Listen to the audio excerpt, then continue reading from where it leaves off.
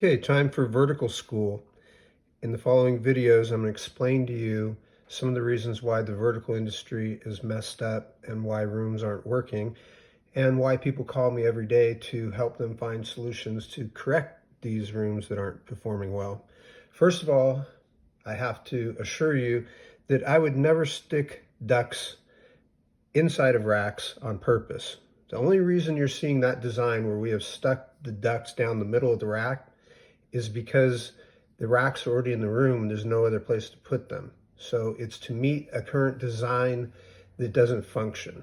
If you want to do it right, you want to put the ducting on the outside of the racks, as the following videos are going to explain in detail to you. The reason the current modality of the vertical game being so messed up is because the industry as a whole has started by going to architects and engineers for planning, and that's where you make a mistake. You shouldn't go to those guys for planning. You should go to those guys for code work. That's all. Your design, your planning, you should do with a mechanical contractor that understands indoor cultivation. So in the current mode, what happens is an engineer draws a room for you and then sends you to his engineer friend, because you gotta understand there's a club that you're not in, and only architects and engineers are in that club, and all of them are all in the club. So when you go to an engineering firm and you work on your facility design, they then send you to a company that also has engineers. So they send you, for example, to somebody like PIP that has engineers, and they connect you with their sales engineer. I'm not sure why you have to engineer a sale. I'm not really sure why sales are so complicated that we would need to engineer one, but apparently we need to.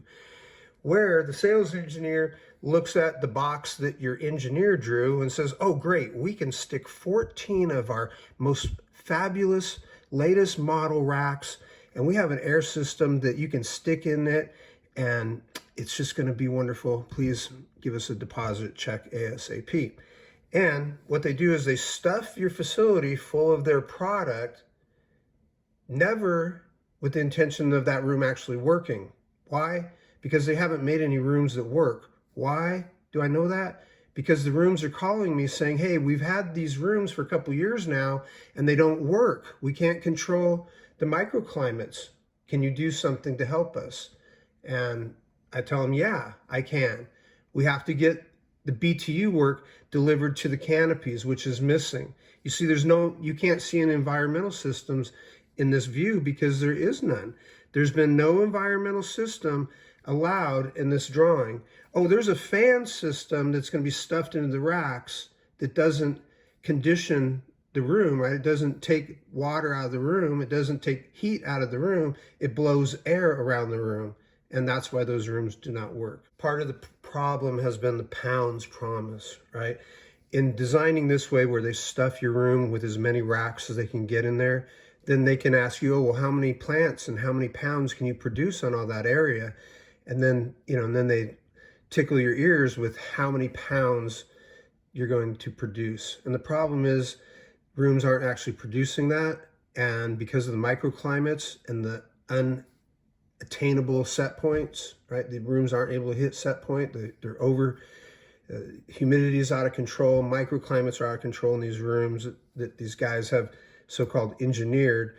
And as a result, people are calling me and saying, how do we fix these rooms? This is how you fix them. The way you fix them is you don't build them. So here's the same area, only you would count and you'll see that there's only 12 racks and not 14. And you see, this is why the problem is the rack people tell you, oh, well, how much pot can you grow on 14 racks? Well, then you want 14 racks. And then I show up and I say, you can't put 14 racks in there. You don't have room to put the environmental system that is required for that area. And then they say, oh, well, we don't want to work with you because we want more racks, because more racks is more pounds. And then you grow shitty weed, pounds and pounds of shitty weed. And it's just simply a fact. So if you're not that person, you should probably change the channel now, because I'm speaking to the people that have these out of control rooms. We talk. And do you know that we actually have plans with people to remove racks and lights that they've paid for, right? So the rack guy got paid, the light guy got paid, somebody got paid to put the shit in, and then they ran it and it don't work. And now we're going to take the stuff out so we can put the actual environmental system in to make it function. Well, let's look at some more. So here's another version of just about the same area.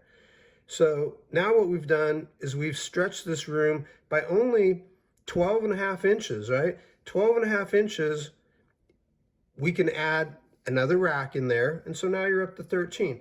But the thing that I want you to consider in this layout with dual aisles, remember we used the same original floor plan as up here, but we took 2 racks out and added the proper environmental system. That's what the green line is. That's the environmental system that makes this room actually work. So unlike most people that sell this stuff, I actually work in rooms and I see the labor that happens in these rooms. And I can tell you, it would serve you to have 2 3-foot aisles better than to have 1 4-foot aisle. Okay, just take that from the mechanic that has to actually work in these rooms, and I watch people work in these rooms. You would be better served to do it this way. But if you're like, no, we want as many racks, okay, so make the room just a little bit bigger and get 1 more rack in there. All right, so properly planned opposed to engineered, right? Engineers engineer rooms and they work with other people that do engineering, and it always costs you more and it doesn't usually work better, as real life is proving to everybody.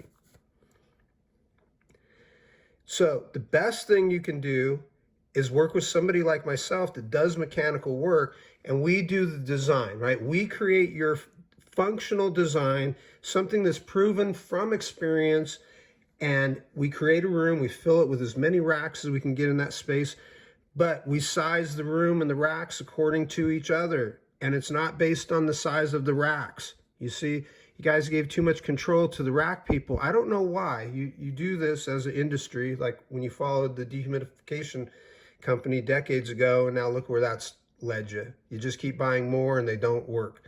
So do stuff that works. This works. You have to put the ventilation on the side, all right? So let's go back to that first drawing up here, all right? So all of this is showing this ventilation on the side. This is the green. Every one of these is the green that's represented down here, okay? So every one of these racks has one of those systems on it. And why this is superior to every fan system that's out there now is for the simple matter that we attach it to the air conditioning system. And that enables us to deliver conditioned air to the canopies. Now, this is an old design where we didn't use air holes in the lower duct. We've now since started having air holes in the lower duct, just simply through trial, testing, building models, testing, and never being stuck to one way. That's really the problem with the PIP system. It was designed around an obsolete light on day one, and they haven't changed the design ever since. Everybody else has copied them. Even this screwball design that GrowGlide is running around the big plastic air scoop and saying, oh, it's from the automotive industry and it blows so good, it blows better than PIPs. Big fucking deal. PIPs isn't the standard. PIPs was one model that has proven to not function well. So PIP was built on a design of a light that was obsolete on that day, and everybody else has copied that design going forward. So that's why the industry is so messed up. And I'm happy to help you and tell you that the people you need to be talking to are HVAC mechanical contractors. Start with them, get your design with them. Then you go to the architect and your engineer. Then you go to the rack people and you say, okay, this is my plan. Put your racks in here. We don't need you to tell us how many because we designed it and you're just hardware, right?